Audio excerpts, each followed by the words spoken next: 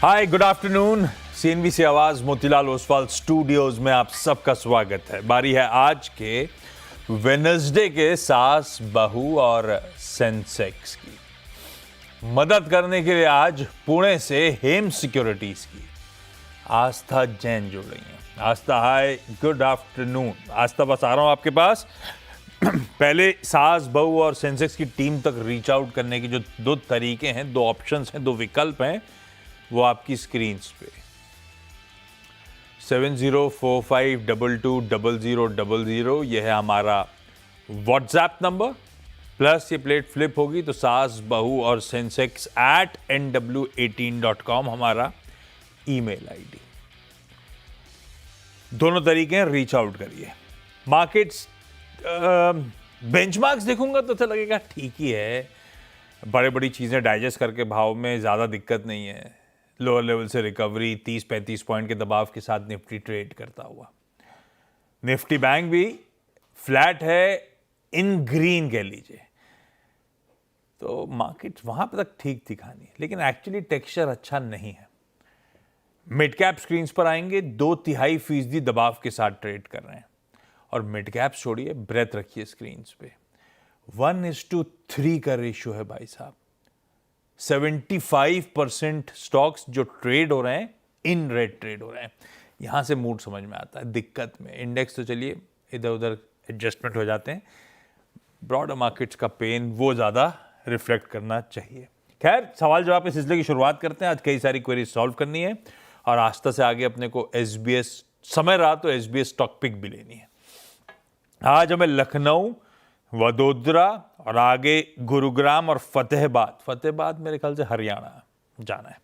सबसे पहले लखनऊ से शुभी भल्ला जी स्क्रीन पे। Shubhi ma'am, hi, good afternoon. Shubhi ma'am, कब से स्टॉक मार्केट में हो? गुड आफ्टरनून आस्था मैम। मुझे 1 साल होने आ रहा है। और शुभी मैम, कैसे स्टॉक डिसाइड कर रहे हो? खुद ही चुनते हो, ट्रेड के लिए लेते हो, इन्वेस्टमेंट कर रहे हो, क्या कर रहे नहीं, हो? I prefer investment and selection is majorly like मैं थोड़ा सा एनालाइज करने की कोशिश करती हूँ, थोड़ा सा स्टडी करने की कोशिश करती हूँ। डेफिनेटली सीएनबीसी देखती हूँ मैं, तो एक्सपर्ट्स की राय देखती हूँ क्या रहती है। तो एनालाइज जो करते हो वो कौन से स्टॉक्स करते हो? ये पूल कहाँ से आता है, या कोई से भी वेल सारे उठाकर एनालाइज करते हो? नहीं, मेरे कुछ सेक्टर्स हैं जो मैं डिसाइड करती हूँ। जैसे मैंने कहा कि मैं सीएनबीसी पे एक्सपर्ट्स की देखती हूँ, व्यू कैसे रहते हैं, उस अकॉर्डिंग मैं सेक्टर्स कुछ डिसाइड करती हूँ। एंड उसी अकॉर्डिंग अभी मेरा बहुत इनिशियल फेज लर्निंग फेज है, जिसमें मैं देख रही हूँ स्टॉक्स को एंड एनालाइज कर रही हूँ। और ये लास्ट 1 साल गया कैसा स्टॉक मार्केट में? ओह well, not very good. Definitely जैसा मार्केट गया है तो डेफिनेटली स्टॉक मार्केट इसमें तो अभी तो अच्छा, सही कह रहे हो, सीजन या इन्वेस्टर्स भी परेशानी है। या शुभी मैम, पहला सवाल। यस। सो बेसिकली मेरा पहला सवाल सेंट्रल बैंक के रिगार्डिंग है। मैम, मैंने 20 शेयर्स लिए हैं 61.12 के रेट पर एंड अभी सेंट्रल बैंक काफी ज्यादा लॉस में है, तो आप क्या क्या व्यू रहेगा? मैम बताएं। जी, गुड आफ्टरनून आशीष। देखिए, सेंट्रल बैंक की बात करें, 61 पे लिया हुआ है और 35 चल रहा है, तो डेफिनेटली काफी काफी ज्यादा नुकसान में। मैम, स्टॉप लॉस शायद नहीं लगाया है, तो वो एक दिक्कत का यहाँ पे सबब बना हुआ है। अब दूसरी तरफ देखें तो जो चार्ट्स की यहाँ पे मैं फॉर्मेशन देख रही हूँ, मुझे लगता है थोड़ा सा डाउन साइड और दिखा सकता है सेंट्रल बैंक। इनफैक्ट एक गैप बना हुआ है, अगर वो फिल करने आया तो 33 से लेके 32 के लेवल्स भी ऑन द डाउन साइड ये दिखाता हुआ नजर आएगा। तो आप प्रिपेयर रहिए मैम, थोड़ी गिरावट और आ सकती है। एट द मोस्ट 32 वहां तक हो सकता है कि डाउन साइड में एक लेवल हमें देखने को मिले। तो अभी आप सिर्फ मैम होल्ड करके चलिए, ये मानते हुए कि थोड़ी वीकनेस और आएगी, लेकिन इतना ज्यादा ये टूट चुका है कि आप इस लेवल पे एग्जिट करेंगे तो डेफिनेटली बड़े नुकसान आपको होंगे। तो अभी एग्जिट नहीं करिए। थोड़ा बहुत भी उछाल आता है तब आप निकलने का प्रयास करिएगा। अभी जस्ट होल्ड करिए, लेकिन इस चीज को याद रखिएगा, थोड़ा सा ये गिर सकता है। आपको जो होल्ड करना है उस पे स्टॉप लॉस आप 31 का मेंटेन कर लीजिए। और मेरे हिसाब से ऊपर में एक बार इसने 37 के लेवल को ब्रेक करना चालू किया और ऊपर की चाल चलने लगा, तब आराम से यहाँ पे 40 से लेके 45 तक के लेवल्स हमें देखने को मिलेंगे। एक बार वो लेवल्स आते हैं तो आप वापस अपनी क्वेरी को रिव्यू करवाइए, बट अभी जस्ट होल्ड करिए अपनी पोजीशन को स्टॉप लॉस के साथ। परफेक्ट है, फिलहाल होल्ड है, स्टॉप लॉस 31 का, और शायद एक बार 37 निकला तो 40 से 45 एग्जिट ऑन बाउंड ज़रूर है, लेकिन उस लेवल्स पे एक बार रिव्यू ज़रूर कर लीजिएगा, उसके बाद फैसला लीजिएगा होल्ड करना है कि एग्जिट कर लेना है, यानी कि कुछ लॉस बुक करके निकल आए। वडोदरा से जूली विनोद जी जुड़ती हुई। Julie ma'am hi, good afternoon Julie ma'am. Julie ma'am, आपको कितना टाइम हो गया हेलो। स्टॉक मार्केट्स में, क्या करते हो वडोदरा में आप? मेरा रफली 2.5 years हो चुका है। Basically I am a teacher, but अभी मैंने ब्रेक लिया हुआ है। जूली मैम क्या पढ़ाते थे आप? इंग्लिश पढ़ाती थी। ये तो फिर आज ही आपसे बात कर पाएंगी।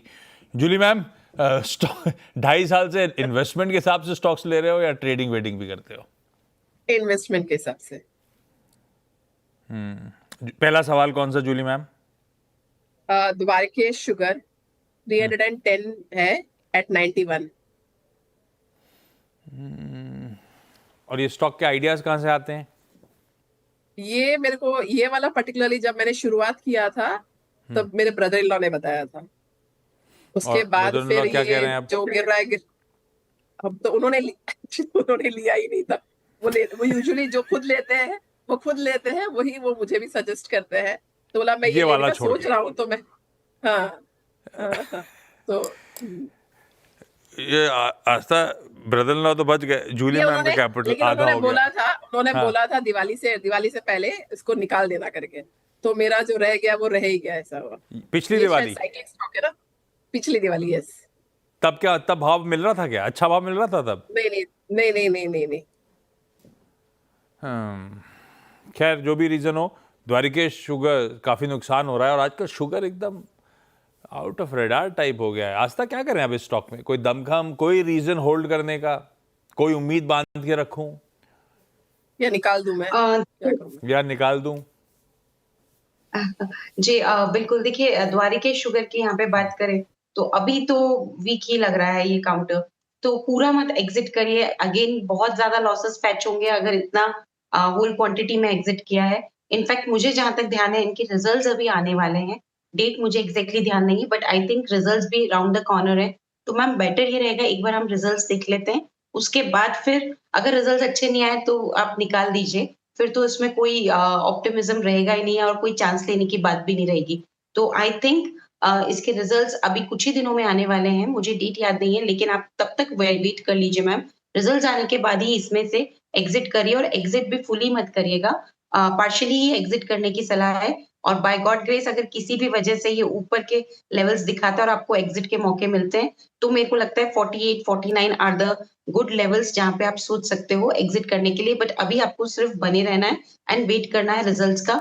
मीनवाइल एक स्टॉप लॉस जरूर पोजीशन पे रखिए जो कि 37 के आसपास आ रहा है। तो 37 के स्टॉप लॉस के साथ अभी तो जस्ट पोजीशंस में बने रहना है। इनफैक्ट रिजल्ट की डेट भी मैम 7 तारीख है, तो कल ही रिजल्ट्स आने वाले हैं। अभी हमें रखना ही है इसको और देखते हैं रिजल्ट्स कैसे आते हैं, उसके बाद वापस पोजीशन को रिव्यू करवाइए। तो अपना भाव तो बहुत दूर का हो गया, बड़ा मुश्किल हो गया। नतीजों के बाद हो सकता है 48, 49 तक के जोन्स दिखें, इससे तो दमखम नजर नहीं आता है। खैर शुभी मैम के वापस चलें। शुभी मैम, पूछना भूल गया, आप क्या करते हो लखनऊ में? वेल मैं पहले जॉब में थी, आईटी जॉब में, और अभी लखनऊ में मेरा शादी हो गया है, तो मेरा हस्बैंड बिजनेस में है, तो मैं उन्हीं के संग हूँ। And Okay. ज्यादातर टाइम मैं अपना इसमें देती हूँ। ओके। शुभी मैम, आपका अगला सवाल। यस मैम, मेरा सेल के रिगार्डिंग है। मैंने स्टील अथॉरिटी के शेयर्स लिए हैं 101 132.30 के रेट पर। 101 स्टॉक्स हैं, 132 रुपये 30 पैसा, 9-10 रुपये का नुकसान। ये भी लॉन्ग टर्म के लिए लिया होगा, शुभी मैम ने कहा ही है कि मैं लॉन्ग टर्म के लिए। हाँ, तो ये सेंट्रल बैंक सेल, ये सब आइडियाज कहाँ से आए लॉन्ग टर्म के लिए? वेल जनरली डिस्कशंस मेरे और मेरे हस्बैंड के रहते हैं, जहाँ पे हम लोग इन्वेस्टमेंट्स का देखते हैं कि हमें कहाँ कहाँ से शेयर्स पे इन्वेस्ट करना है। एंड सेंट्रल बैंक तो मेरा अभी लॉन्ग टर्म का नहीं था, मैंने सोचा था, मतलब ये है कि अब उसका ड्राफ्ट थोड़ा ऐसा हो गया कि मुझे उसको होल्ड करना पड़ रहा है। हस्बैंड की साइड ले रही है, मतलब बेसिकली आइडियाज हस्बैंड के थे, ऐसा मान लूँ ना? दोनों के रहते हैं आइडियाज से। हाँ ठीक है। सेल क्या करा जाए आस्था, लॉन्ग टर्म के लिए कैसा लगता है ये काउंटर? बिल्कुल मैम, इसमें आप वरी मत करिए, मेरे हिसाब से कोई दिक्कत नहीं है क्योंकि रिजल्ट्स भी अच्छे आए, तो उस पार्ट पे भी कोई बहुत बड़ा इशू है नहीं। जरूर ये टूटा है, बट मुझे लगता है ये वापस से इसमें तेजी हमें देखने को मिलेगी। सो आपको बने रहना है पोजीशन में, अराउंड 122 ये अभी चल रहा है। एक स्टॉप लॉस के साथ बने रहेंगे, बेटर रहेगा। स्टॉप लॉस अभी अगर थोड़ा-सा डीप रख सकते हैं तो 112 का रखिए। मैं थोड़ा-सा डीप स्टॉप लॉस दे रही हूँ क्योंकि ये एक ऐसा काउंटर है कि छोटी-मोटी वॉलेटिलिटी में अगर स्मॉल स्टॉप लॉस दिया तो वो ट्रिगर हो सकता है। रिजल्ट्स अच्छे हैं, ये वापस से तेज हो जाएगा, डोंट वरी। मेरे हिसाब से होल्ड किया जा सकता है 112 के स्टॉप लॉस के साथ। 140 तक के टारगेट्स भी आप इसमें रख सकते हैं। थोड़ा-सा आपका टाइम होराइज़न मंथ्स का रख लीजिए, 1 और 2 मंथ्स मेरे हिसाब से ये देखने को मिलेंगे लेवल्स। अच्छा, जूली मैम अगला सवाल। GSFC 85 है एट 206। गुजरात स्टेट फर्टिलाइजर खरीद भाव Yes. पे ही खड़ा हुआ है। जूली मैम ये लॉन्ग टर्म के लिए लिया हुआ है, नहीं, लॉन्ग टर्म के लिए नहीं लिया था ये। फिर ट्रेडिंग के लिए? नॉट ट्रेडिंग, मैं सोचा 1-2 महीना, हाँ भैया ना, 1-2 महीना लेके फिर एक बार प्रॉफिट आ जाएगा फिर निकल जाऊंगी, ऐसा सोचा था। ऐसा क्यों सोचा था? मतलब जीएसएफसी में कोई रीजन था ऐसा सोचने का? नहीं, तब मैं जब एक्चुअली ये सीएनबीसी के थ्रू देखा था मैंने, सीएनबीसी था या कोई था, I don't remember, last year ही था। तो मैं देख रही थी लास्ट तो ईयर था, लिया ट्रेडिंग तो, का वाला मामला था और आज 1 साल से होल्ड करे हो आप। हाँ होल्ड कर रही हूँ। तब तो ऐसे ही सोचा था ये निकाल दूंगी करके, फिर साफी ने 1-2 लोगों ने बोला था अच्छा स्टॉक है करके, तो मैंने रहने दिया फिर। तो वैसे और ही ये चला। पढ़ाना क्यों छोड़ा अभी आपने? पढ़ाना एक्चुअली मेरा बेटा 12th में था, तो मैंने इसलिए छोड़ दिया था। 11th-12th इसका चल रहा था, अब आ गया, हो गया 12th। ओके। आस्था जीएसएफसी लिया तो ट्रेडिंग के लिए था, अटका ही हुआ है मामला, हालांकि खरीद भाव पे खड़ा हुआ है, क्या व्यू बनता है? होल्ड कर लीजिए मैम। मेरे हिसाब से इसमें बेटर रहेगा कि आप वेट करेंगे, अभी निकलने की जल्दबाजी मत करिए। बने रहना ज़्यादा अच्छा ऑप्शन लग रहा है। स्टॉप लॉस के साथ होल्ड कर लीजिए, जो कि तकरीबन अभी आ रहा है 191 के लेवल पे। सो यहाँ से ₹10 नीचे का मैं स्टॉप लॉस आपको सजेस्ट कर रही हूँ। 191 का क्लोजिंग बेस का स्टॉप लॉस रहेगा, यानी कि उसके नीचे के क्लोज होते हुए नज़र आए, तो ही ट्रिगर कराइएगा। तो 191 के स्टॉप लॉस के साथ आप बने रहिए पोज़ीशन में। वैसे भी ये काफ़ी टाइम से अगर हम देखें तो एटलीस्ट 1 महीने से एक ही रेंज में घूम रहा है, आपने भी नोट किया होगा मैम। और वो रेंज क्या है, 198 से लेके, यानी कि 200 से लेके 220 के बीच में। तो ये इसी में घूम रहा है, लेकिन इसमें पोटेंशियल ऊपर जाने का ज़्यादा लग रहा है। आप बने रहिए स्टॉप लॉस के साथ 191 के। एक बार अगर 217-18 का लेवल क्रॉस किया तो और अच्छा तेज़ हो जाएगा। तो पहला टारगेट हम 218 का रखते हैं और दूसरा टारगेट हम 230 का रखते हैं। बट बने रहना है 191 के स्टॉप लॉस के साथ। चलो, ये एक आइडिया तो ले दे के कमा के ले जाएगा, थोड़ा समय लग गया लेकिन शायद 230 तक जाएगा भाई। गुरुग्राम से सोनी जी फोन लाइन पे। Soni ma'am hi, good afternoon, सवाल पूछें।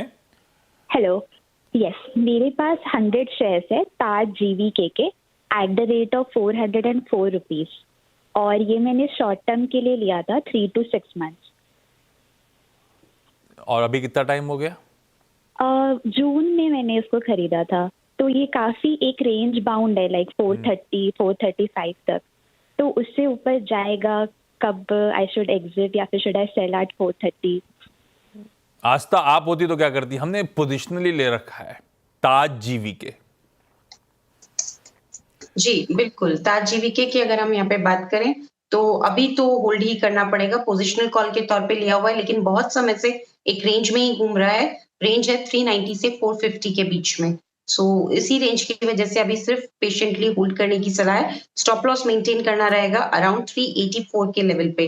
सो 384 का एक बड़ा स्टॉप लॉस मैं दे रही हूँ, लेकिन उसके हिसाब से आप होल्ड कर लीजिए। वापस से ये तेज़ हुआ तो 460 पहला लेवल, और उसके बाद जो दूसरा लेवल है जहाँ तक जा सकता है, वो 480 तक रहेगा। सो होल्ड करना है, बट ये ऑल पोजिशनल टारगेट्स हैं। ओके, चलिए शुभी मैम अगला सवाल। यस, मेरा अगला है बीपीसीएल के रिलेटेड। मैंने 15 शेयर्स लिए हैं 357.95 पे, एंड लेटली ये जो ट्रम्प का सब सर्विसेज एंड ऑल एप्लीकेबल है, उसके बाद से ये इसमें क्रूड में स्पेशली काफी ज्यादा गिरावट दिख रहा है, तो उस रिगार्डिंग मैम का क्या व्यू है? ये कुछ गड़बड़ है यार, 5,000 में लिए थे, 5,000 का नुकसान हो रहा है। मुझे तो ओमपुरी की याद आ रही है कि 30 लाख का नहीं, मैंने इन्वेस्टमेंट हुआ था, घाटा 40 लाख कैसे हो गया? ये कुछ गड़बड़ है। यस, मैंने लिया 357.95 पे। ये डायरेक्टर ठीक करो यार, 357 पे लिए हुए हैं। आस्था बीपीसीएल। जी। मैम 13th अगस्त को रिजल्ट्स आने वाले हैं, तो पहला तो हमें तब तक तो बिल्कुल रुकना ही है, रिजल्ट्स के लिए वेट करना है, कोई चांस नहीं लेना और तब तक बने रहना है।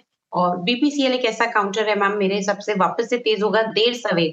माइट बी पॉसिबल कि अभी शॉर्ट टर्म में ना हो, बट आप इसको होल्ड कर लीजिए, कोई दिक्कत नहीं है। और यहाँ पे स्टॉप लॉस 302 का लगाना पड़ेगा।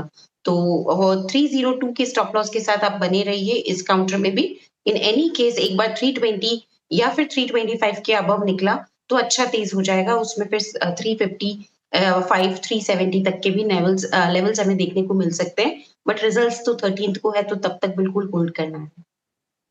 ओके, चलिए इस नोट पर शुभी जी, जूली जी और सोनी जी जो फोन लाइन में जुड़ी थी। फतेहाबाद की फोन लाइन बड़ी पैची थी तो उनसे बातचीत हो नहीं पाई, किसी और दिन आपसे चर्चा कर लेंगे। आप सबका जुड़ने के लिए धन्यवाद। आस्था आप बने रहो, ब्रेक के उस पार आपका वो एसबीएस स्टॉक पिक लेंगे। अच्छा, ब्रेक पे जाऊं उससे पहले सेबी के चेयरमैन तुहीन कांत पांडे ने साफ कर दिया है कि वीकली ऑप्शंस बंद करने पर अभी कोई फैसला नहीं हुआ है।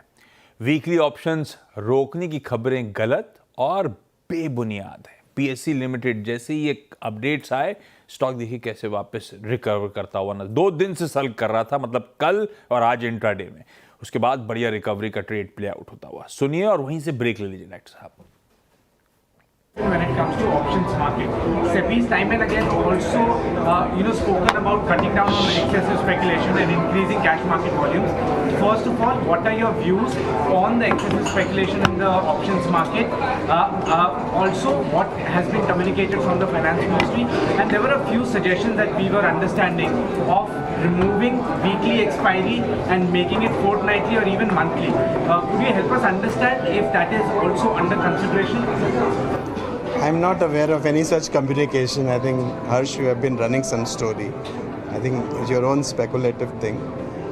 And what we have been saying is quite out in the open. Whenever we do anything with respect to anything, I've said it before that we need some reforms, but what will be the nature of those reforms and how it will be treated, as per our practice, we always discuss with the markets. We always put out consultation papers. SBS stock pick लाइए स्टिंग और रखिए आस्था को screen पे। आस्था, एक बढ़िया सा fundamentally strong idea कौन सा होगा? सीजी पावर अच्छा लगता है। देखा जाए तो जिस तरह का मोमेंटम आज भी आया है, फंडामेंटल्स में भी अच्छे रिजल्ट्स थे। खरीदारी करने की सलाह रहेगी सीजी पावर में। 680-81 के आसपास चल रहा है, 650 का स्टॉप लॉस लगाना है। टारगेट इसमें 715 का पहला रहेगा, 735 का दूसरा रहेगा। तो सीजी पावर को एज अ पोजिशनल कॉल के तौर पे खरीदारी करने की सलाह रहेगी। एक पोजिशनल बाय आइडिया। पोजिशनल मतलब आस्था 1 से 3 महीने टाइप्स? हाँ, एटलीस्ट मिनिमम 1 मंथ और 4 वीक टाइम फ्रेम माना जा सकता है। परफेक्ट है। ये हो गई आपके लिए आज की बढ़िया सी pic. Aastha, thank you so much आज जुड़ने के लिए। क्विकली छोटा सा ब्रेक। अपनी अगली मुलाकात होगी 1:30 बजे, 1:27 पे। आज अपन नॉलेज रियल्टी ट्रस्ट, वो जो रीट्स खुला हुआ है, डे 2 है आज इसका। इसी के टॉप मैनेजमेंट, सीईओ और सीओओ से करेंगे चर्चा, स्टूडियो में लाइव।